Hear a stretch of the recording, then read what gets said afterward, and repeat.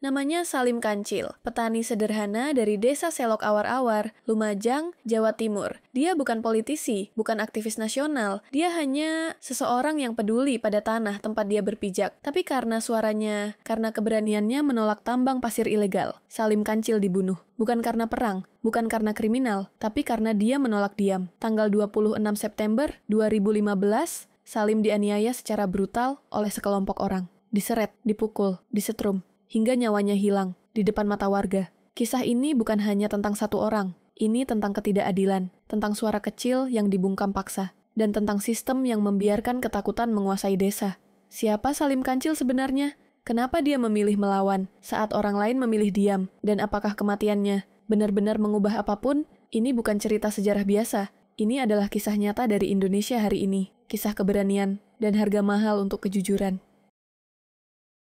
Sebelum semua ini terjadi, Salim Kancil hanyalah petani biasa. Ia tinggal bersama keluarganya di Selok Awar-Awar, menanam tanaman, merawat sawah, hidup sederhana. Dia bukan tokoh publik, bukan aktivis LSM, tidak punya latar belakang hukum atau politik, tapi dia punya sesuatu yang sangat langka, kepedulian. Salim melihat langsung bagaimana tambang pasir ilegal merusak tanah desanya, air keruh, lahan longsor, sawah mati, dan masyarakat mulai kehilangan harapan.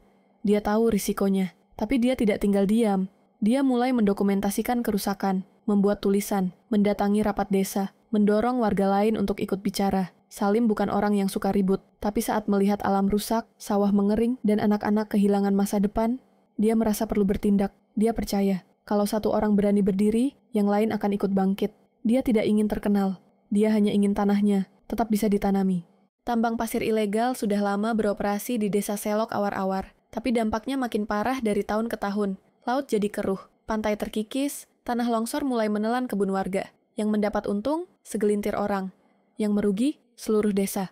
Salim Kancil tidak tinggal diam. Bersama beberapa warga, dia mulai menyuarakan penolakan. Mereka bentuk forum warga. Mereka kumpulkan data, buat dokumentasi, dan mengirim surat ke pemerintah. Bahkan, Salim ikut menulis di media. Ia tulis sendiri semua laporan kerusakan lingkungan. Bukan untuk sensasi, tapi karena tidak ada orang lain yang melakukannya. Suara mereka mulai terdengar, media mulai meliput, aktivis lingkungan mulai turun ke lapangan.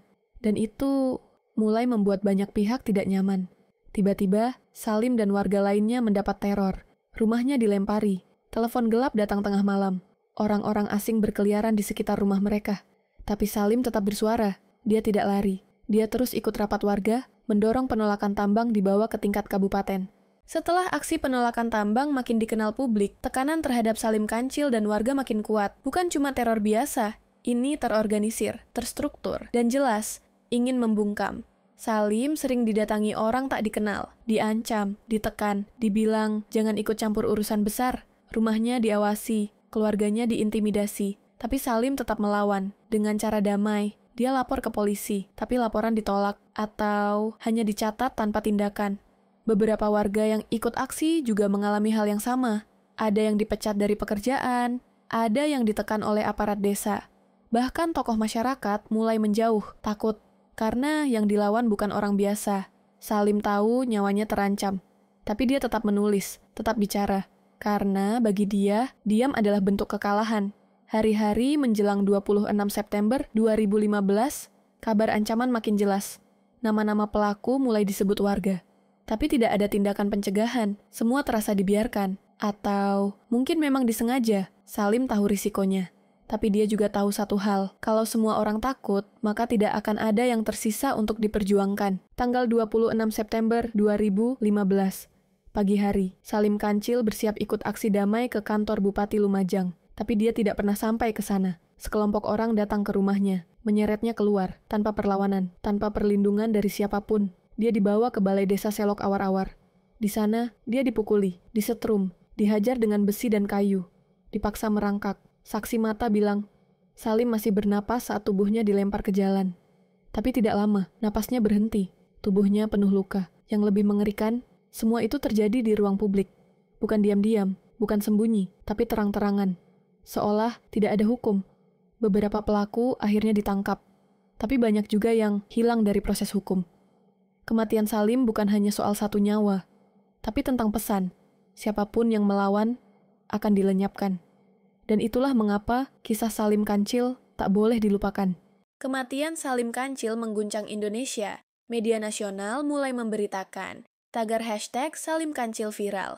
Ribuan orang ikut aksi solidaritas di berbagai kota, dari kampus, dari organisasi lingkungan, dari masyarakat sipil. Semua bersuara. Jangan biarkan suara rakyat dibunuh. Pemerintah pusat turun tangan. Beberapa pelaku ditangkap dan diadili. Namun, tak sedikit yang merasa hukuman itu tidak sebanding. Tambang sempat dihentikan. Tapi, ancaman lingkungan masih terus membayangi. Namun satu hal pasti, Salim Kancil bukan lagi sekadar petani.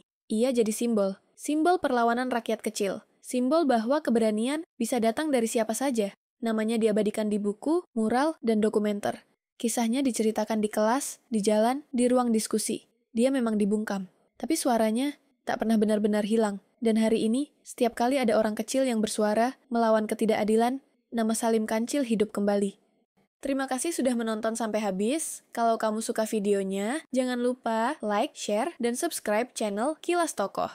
Selanjutnya, kira-kira tokoh siapa lagi yang menarik untuk dibahas ya? Coba tulis di kolom komentar.